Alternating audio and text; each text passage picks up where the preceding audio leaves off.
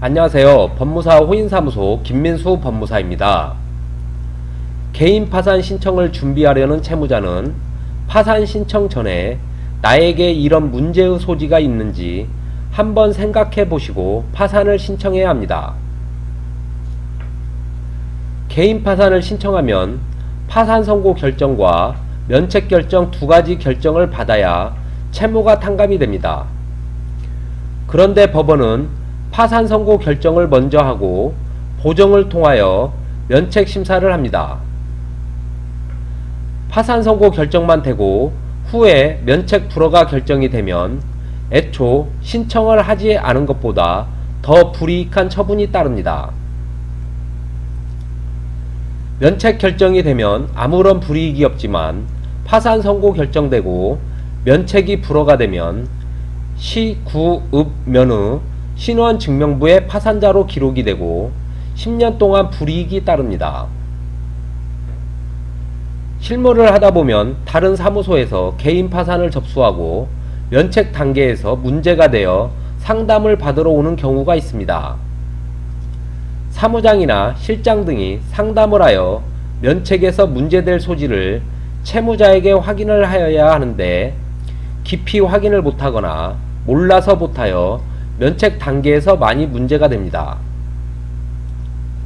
첫 번째, 채무자의 부 또는 모가 사망한 경우입니다.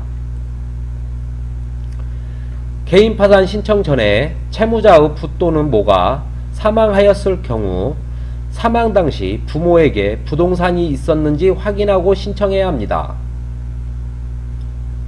채무자가 이미 채무가 있고 부모가 사망한 경우 상속은 법률 규정에 의한 물권 변동으로 등기 없이 소유권을 취득합니다.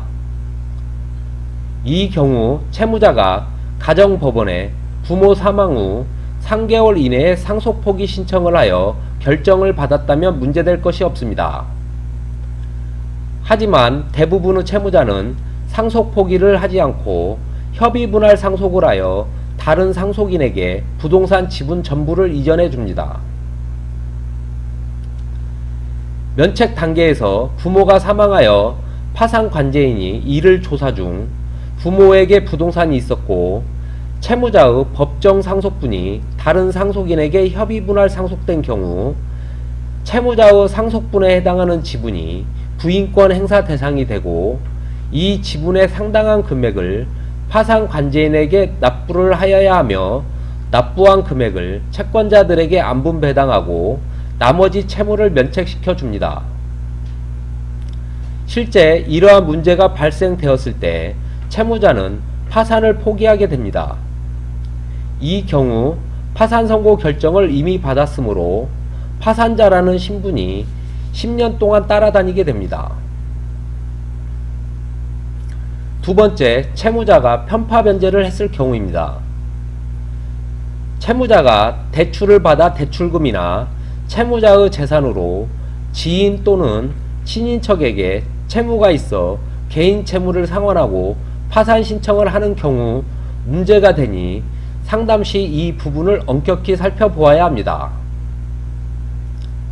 지인 또는 친인척은 살아가면서 지속적으로 만남을 유지해야 하기 때문에 이 분들의 채무를 상환하고 개인 파산을 신청하는 경우가 있습니다. 이는 편파 변제가 되고 파산 관제인이 부인권 행사를 통하여 개인 채무로 변제된 금액을 회수하게 되어 있습니다.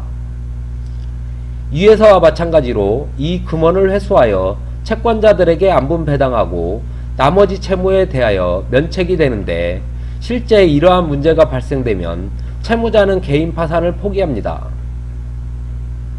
이 경우도 파산자라는 신분이 되어 버리는 것입니다. 세 번째, 채무자가 사치, 낭비, 도박을 했을 경우입니다.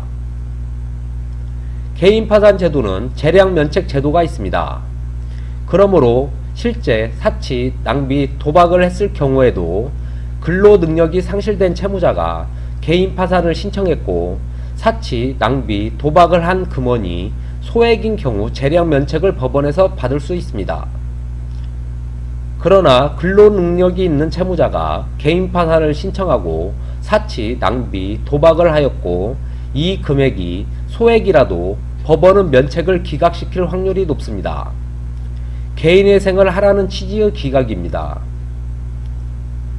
세 번째 사안은 나이와의 상관관계가 있습니다. 실무에서 이 세 가지가 문제되는 경우를 흔히 접할 수 있습니다. 그러므로 개인 파산을 신청하려는 채무자는 스스로에게 이런 사유가 있었는지 꼭 확인하시고 개인 파산을 진행하시기 바랍니다. 지금까지 법무사 호인사무소 김민수 법무사였습니다. 감사합니다.